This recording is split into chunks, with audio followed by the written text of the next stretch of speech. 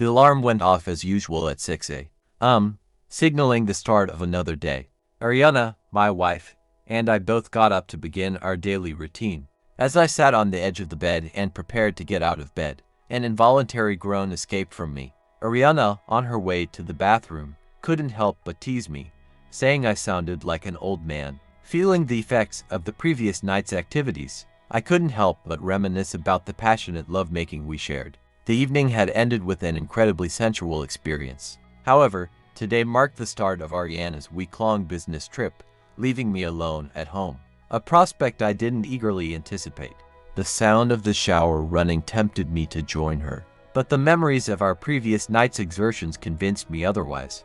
When she returned to the bedroom, her mood was cheerful, in contrast to my self-pitying state. Encouraging me to get up and start the day, she called me an old man, reminding me that we both needed to contribute as breadwinners to pay the mortgage. Reluctantly, I nodded and stumbled into the bathroom to begin my morning routine. Afterwards, we gathered downstairs for breakfast before Ariana headed to the airport and I went to work. We both worked at a medium-sized manufacturing plant in St. Louis. Ariana, an attorney specializing in negotiations, often traveled off-site for important deals. This particular trip involved negotiating a new subcontract with a major aerospace firm in Denver. Several times a year, she would be away for at least a week. At 35 years old, she had graduated with honors from the State University 12 years ago and stood at 5 feet 4 inches, weighing 125 pounds. As for me, I'm Jack Fillmore, 37 years old, an engineer at the same company as my wife. Standing at 6 feet 1 inch and weighing 165 pounds, I made it a priority to stay in shape. We both enjoyed playing golf and often joined our friends for a game. We met at a company picnic, where it was love at first sight for me. Fortunately, the feeling was mutual, and after a whirlwind courtship, we got married 6 months later. Now, we've been happily married for 7 years and just purchased our first house together. 3 months ago, we were excited about starting our family, and Ariana planned to stop taking birth control pills upon her return from this trip. The thought of having children thrilled us both, and she intended to be a stay-at-home mom until the kids started school. Our parents, living nearby, were also eagerly anticipating the expansion of our family. After breakfast, I loaded Ariana's travel bag into her car and gave her a loving goodbye kiss. Tears welled up in her eyes as she got into the car to leave. I expressed my hope that soon, I would no longer need to travel, eliminating the need for these emotional goodbyes. Ariana shared the same sentiment and mentioned that we would have takeout on Friday evening so she could rest. With a final goodbye, she backed out of the garage and drove away, waving until she disappeared from view. I reluctantly went back into the house to finish getting ready for work. Arriving at the office, I headed to the engineering department after grabbing a cup of coffee from the break room. Just as I was settling into my desk, the phone rang. Identifying myself as Fillmore, I answered the call. It was Evan, my boss, asking me to come into his office. Evan recalled that I had mentioned Ariana's travel plans last Friday, and he presented me with an opportunity. Our field service engineer in California was ill, leaving a customer in San Jose with a problem regarding one of our models. Due to my experience with that particular model, Evan asked if I would be willing to head to San Jose and resolve the issue. With not much happening at the office that week, and since I was home alone, I agreed. Evan instructed me to have Kathy, Evan's secretary, arrange my travel reservations and tickets. He also asked me to call the customer to inform them about my visit and find out more about the problem they were facing. Feeling more enthusiastic about life, I stopped by Kathy's desk and informed her about my flight and reservation needs. Later, at my desk, I called the customer to gather information before heading home to pack. On the way home, a thought occurred to me. If I finished my work quickly, I could surprise Ariana with a stop in Denver on my way back. The idea of spending a few days with her in Denver grew incredibly exciting. While waiting for my flight at the airport, I tried to call Ariana's cell phone, but she didn't answer. Instead, I left her a voicemail, mentioning that I would be staying with my parents for a couple of days, and that she could contact me on my cell phone during the evenings. Thankfully, everything went smoothly. On Tuesday morning, I visited the client's site, made the necessary adjustments to the equipment, and had it up and running smoothly by the afternoon. Once I finished, I made a call to the airline and booked a flight to Denver, scheduled to arrive at 9 p.m. Mountain Time. Before leaving the hotel in San Jose, I made my way to San Francisco Airport for dinner.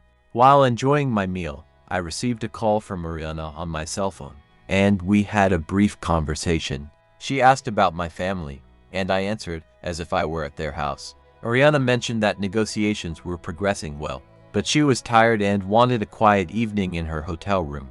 We said our goodbyes, expressing our love for each other. After finishing my meal, I boarded the 9:45 p.m. flight. Upon arriving at Ariana's suite hotel, I checked in at the desk. They verified my identity and provided me with an entry card to her suite. Quietly entering her suite, I noticed the lamp illuminating the computer table, with her laptop closed. However, there was no sign of Ariana. I placed my suitcase down and checked the bedroom and bathroom, but they were empty. I assumed she hadn't returned yet. I decided to wait in her suite or go down to the lounge to see if she was there. As I looked around, I realized the door to the adjacent room was slightly ajar. Approaching cautiously, the door swung open silently.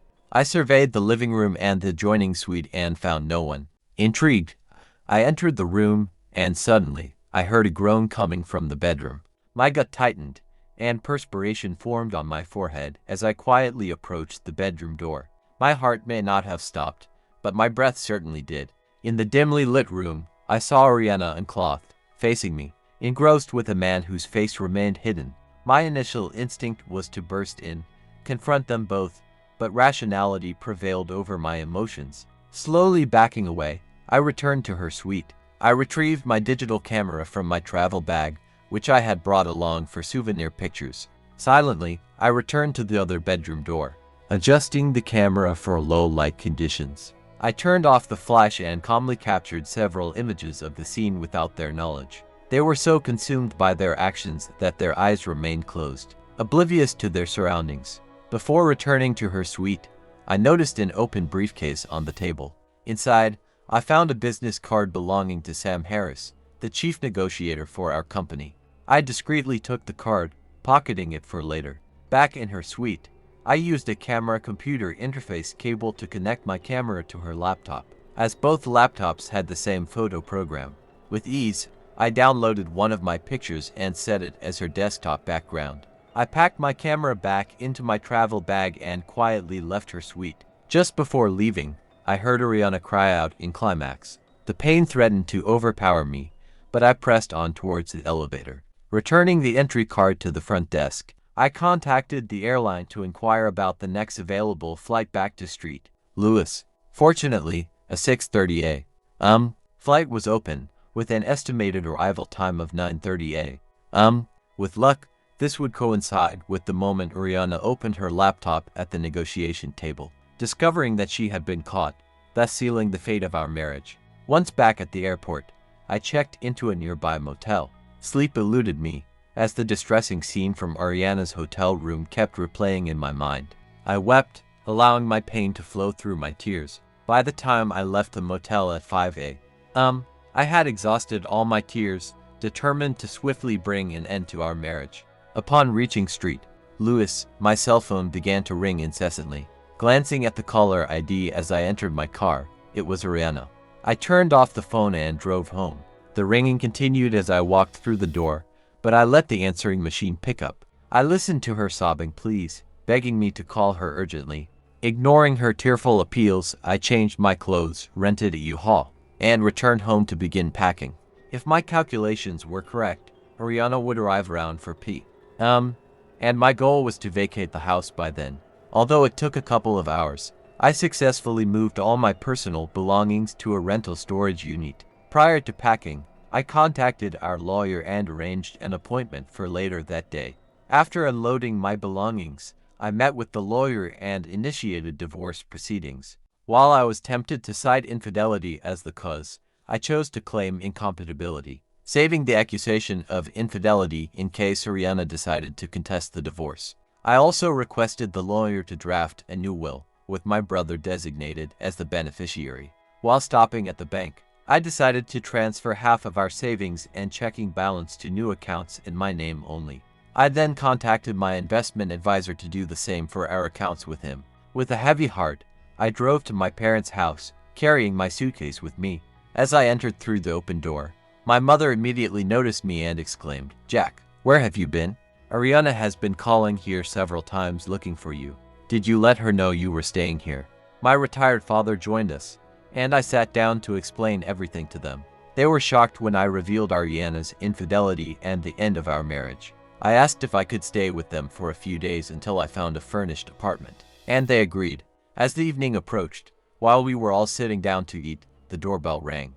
My dad answered it, and a moment later, he returned with Ariana, who looked visibly distressed. She questioned why I hadn't answered her calls, expressing the need to talk. She mentioned that I had moved all my belongings out of the house and assumed the message left on my desktop would provide the necessary information. I responded, expressing my fear that it was her and suggesting that we go somewhere to talk. However, I firmly stated that I was no longer her sweetheart and had nothing to discuss. Divorce proceedings were already underway, and any communication could go through our lawyers. I explained that witnessing her infidelity in Denver destroyed any feelings I had for her and asked her to leave so I could finish my dinner. She pleaded, but I reiterated that there was nothing to talk about without addressing the infidelity. I mentioned having evidence and my plan to confront her lover Sam the following day. Tearfully, she insisted on talking. I suggested she leave, as my dinner was getting cold, and proposed that she write me a letter explaining how she could rationalize breaking her wedding vows. I assumed that, as a smart lawyer, she could explain how it was all my fault and how she could still love and respect me. With a sob, she turned away. Before reaching the door, she glanced back and pleaded again. I bid her goodbye, and after she left, still in tears, my parents remained stunned. My mom commented on the harshness of my response, but I retorted, sharing the harsh reality of her actions and my inability to trust her again. I questioned whether she wanted me to give her grandchildren from someone like that. My dad suggested that my perspective might change with time, but I expressed doubt and suggested we talk about something else so I could digest my meal. The following Monday morning, as I left home, I felt sorry for myself for having to leave Jack. However, I looked forward to returning and starting our family together. We had waited for the right time financially and in our careers to become parents, and everything was falling into place. The journey to Denver was uneventful. I sat next to Sam Harris, our chief negotiator, and we briefly discussed the upcoming negotiations and our families. Sam, who had been married for 20 years with two high school-age children, knew that I planned to quit work once I got pregnant, and he expressed that he would miss me. Sam and I had been a successful negotiating team even before I got married, and we had developed a comfortable rapport. The other two team members conversed behind us. Upon arriving at the Denver hotel, we checked into our rooms, with Sam and I opting for adjoining rooms as usual. Originally intended for late-night strategy sessions, this arrangement evolved about 10 years ago when our relationship took a physical turn. We convinced ourselves that it was a stress relief mechanism after challenging negotiations, and at the time, we considered it not cheating on his wife if it contributed to our professional collaboration. After marrying Jack, I refrained from continuing this arrangement for a couple of years due to guilt. However, during an especially demanding negotiation, Sam proposed resuming our arrangement to relieve stress, and I reluctantly agreed. It became a habit again, with the thrill of secrecy enhancing my libido at home, benefiting Jack, and lessening my guilt. On the first night of this trip, we didn't meet as I felt tired after dinner. However, after the initial day of negotiations, I agreed to meet him the following night. The next morning, when I opened my laptop, I was shocked by what I saw on the screen. Sam, sitting next to me, quickly closed the lid, and we took the laptop into the hallway. He was furious, demanding to know what kind of content was on my desktop. I responded that I didn't know and explained that it wasn't there the last time I used it. Still in a state of shock, I suggested checking the picture again. As we reopened it, both of us stared at the image in disbelief. Sam exclaimed that it was me portrayed in the photo. I questioned how it could be possible, but he insisted, speculating that it could be him underneath me, although my face was obscured. I inquired if he had left the laptop and attended at any point the previous day. He denied it, explaining that the laptop was with him during the trip and in his suite while he was in mine. I pondered if someone could have accessed my room with a hidden camera, but he doubted it, asserting that the door was closed and he presumed it was locked, advising him to return to the hotel. I suggested he check if anyone had been granted access to his room the night before. I reassured him that I would handle matters on my end and instructed him to reach out to Jack to determine his whereabouts the previous night. Doubtfully, Sam expressed that it couldn't have been Jack, as he had spoken with him at his parents' residence. I asked if he had called Jack using his parents' phone, to which he replied that Jack had asked him to contact him on his mobile phone. Concerned about the situation, I voiced my unease as Jack could have been anywhere during their conversation.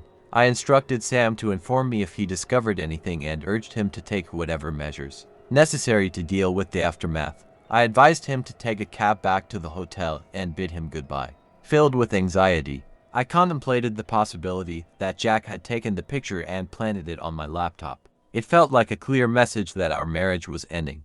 I needed to return to the hotel to gather more information. The receptionist arranged for a cab, and within 15 minutes, I was back, checking with the front desk to see if anyone had accessed my suite. The clerk confirmed that Mr.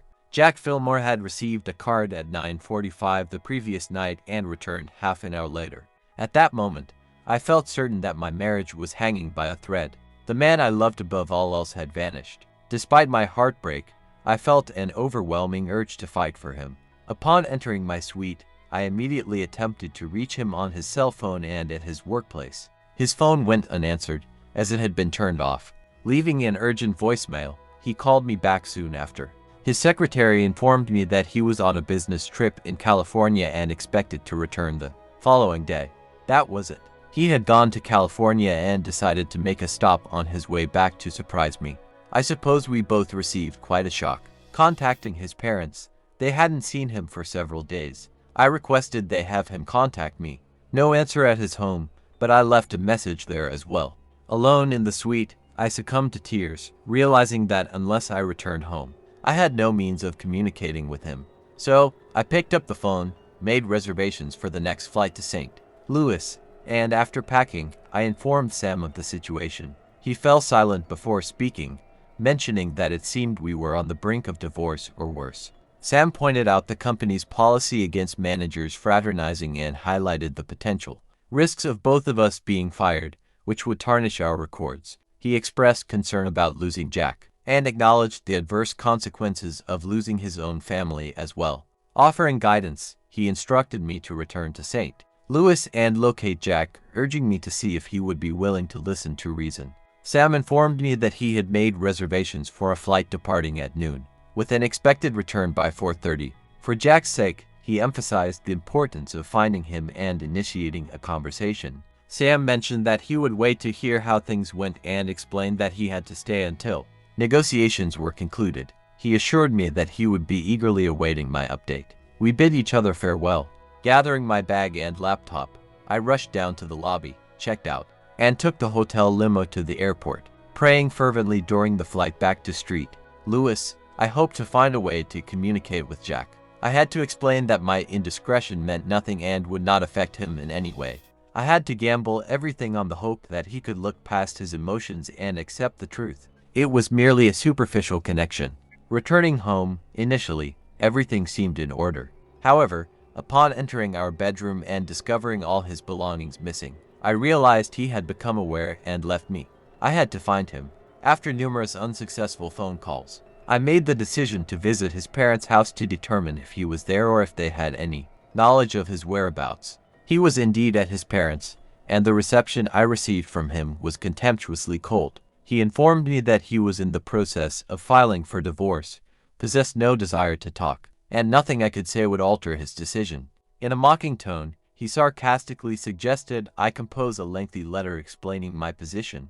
Utterly devastated, I departed and sat in my car, consumed by despair. The future we had envisioned as a family would never come to fruition. Growing old together and enjoying the presence of grandchildren now appeared to be an unattainable dream. The dream of growing old together and enjoying grandchildren seemed impossible to achieve. What saddened me even more was the thought that by the time I remarried, I might be too old to have children. I finally started the car and returned to our empty house. That night, plagued by disturbing images of Ariana and Sam together. I woke up early and went to my parents' house to make coffee. I grabbed my laptop and camera and began transferring the pictures to my computer, hoping to find evidence of Sam's betrayal. As I examined the photos, Sam's face remained unclear, but I noticed something on his right arm reaching toward Ariana's chest, a tattoo. It was a heart with the name Marie on it. Marie was Sam's wife. That was all the proof I needed. I went back upstairs, showered, and prepared for work. When I came downstairs, my mother was already up, making breakfast. Later at work, I burned a couple of CDs with the pictures I had taken, including a blow-up of Sam's tattoo. I printed several sets and organized them in a folder. Before heading to the Human Resources Department, I asked to see the manager, Phil, who I knew from golf outings. I laid the pictures in front of him and explained that they might be inappropriate, but they depicted my wife and Sam Harris. The date and time stamps confirmed they were taken on Tuesday evening in Sam's hotel suite in Denver during a company trip. Phil seemed shocked and asked what he could do. I suggested that he could terminate both of them for violating the company's no fraternization policy. I pointed out that this policy had never been enforced before and questioned if he was sure about taking this action. I mentioned that it would expose the affair and assumed he was considering divorcing Ariana over the matter. I informed him that my lawyer was already preparing the divorce papers, but if he chose not to pursue it, I would file a lawsuit against the company. Phil agreed, saying he would consult the legal department and start the process. Then he asked me to proceed with the next point of discussion. I went to see my boss, Evan, to inform him of the situation. He was appropriately horrified by the news about my wife and Sam Harris. When I requested the rest of the week off as vacation time, he readily agreed. Before parting, he commended me on handling the situation well. During my trip to California, the customer praised the quick resolution of their problem and asked if I would consider taking over the California territory since the current field engineer was retiring due to poor health. I said I would consider it and give an answer when I returned to work the following week. As I was leaving Evan's office, his secretary, Kathy, informed me that my wife had been looking for me and would come back later. I told Kathy not to let my wife see me under any circumstances and explained that there was a significant problem as we were getting divorced and she was involved with Sam Harris. I anticipated the news spreading throughout the company by noon, given Kathy's tendency for gossip. Back at my desk, I called Marie Harris, Sam's wife, whom I knew from company picnics. I knew this revelation would be tough for her to handle. I contacted Marie and explained the situation, emphasizing the urgency to talk as soon as possible. She agreed to meet and provided her address, and I agreed to visit her in 15 minutes. When I arrived at the Harrises, I felt a sense of dread about revealing the situation to Marie and her family. However, I believed that Sam should face consequences, and Ariana should not be solely responsible for the fallout. Marie greeted me and offered coffee, which I accepted. I decided to be direct and disclose the affair between Sam and Ariana, my decision to divorce Ariana, and my intention to have them both fired from their jobs. I mentioned that this information would soon become public knowledge and offered to show her the photos as evidence. I was surprised to see little reaction on her face. Marie revealed that she had suspected Sam's infidelity during company trips for years, but had hoped it wasn't true. She acknowledged Sam's previous role as a loving husband and father. Marie expressed regret for the situation in both of our marriages. She also considered the possible challenges Sam might face in finding another well-paying job if he was fired. She concluded by offering me a set of photographs if I wanted to keep them. Marie thanked me for sharing the pictures and said she would look at them when she had gathered enough strength. I apologized, explaining that I couldn't let the situation go, especially considering Ariana and I were on the verge of starting a family. I emphasized the importance of trust and respect in a relationship, qualities I believe the mother of our children should possess. She acknowledged my decision and thanked me for informing her directly, expressing understanding about not wanting to hear it from other sources first. Marie extended her sympathy for my situation with Ariana, anticipating her devastation and remorse when she found out about the affair. She wished it were a one-time incident, finding it easier to forgive, but believed it had been ongoing for years, making it harder to accept now that it was out in the open. Marie emphasized her pride and the need to hold her head up. I assured her that if there was anything I needed I would let her know before leaving and heading back to my parents' house. Update. It's been 6 months since I initiated divorce proceedings. I received my copy of the agreement dissolving my marriage to Ariana this morning. I never talked with her or saw her again after the time she came to my parents' house. My lawyer handled it all. I gave her the heavily mortgaged house with the highly financed furniture and furnishings to release all claims on me. I also had my name taken off the mortgage. She assumed full responsibility for making the payments. Of course, without a job, she had to put it up for sale and lost her shirt on the deal. She attempted to contest the divorce, but I threatened to change the reason for divorce to infidelity and release the pictures of her and Sam to the internet if she didn't sign the papers in 48 hours. She signed them within the required time, and that is why I'm a free man today. I guess she decided that she didn't want me that bad. Anyway, she was terminated from her job, but she's a smart lawyer and negotiator, so she found another one within a month, not making as much or with the benefits. Seniority brought her in her old job, but I hear she's getting by and dating again. Lots of luck to the boyfriend if she lands him. I wonder if she's told him about our divorce and the reason. Maybe I should enlighten him. Marie divorced Sam and took him to the cleaners financially. He found another job too, after he was terminated. But he's struggling to make the alimony and child support payments with his new salary. I'm now living in Santa Maria, California, a quiet place near the coast, about halfway between the Bay Area and Law.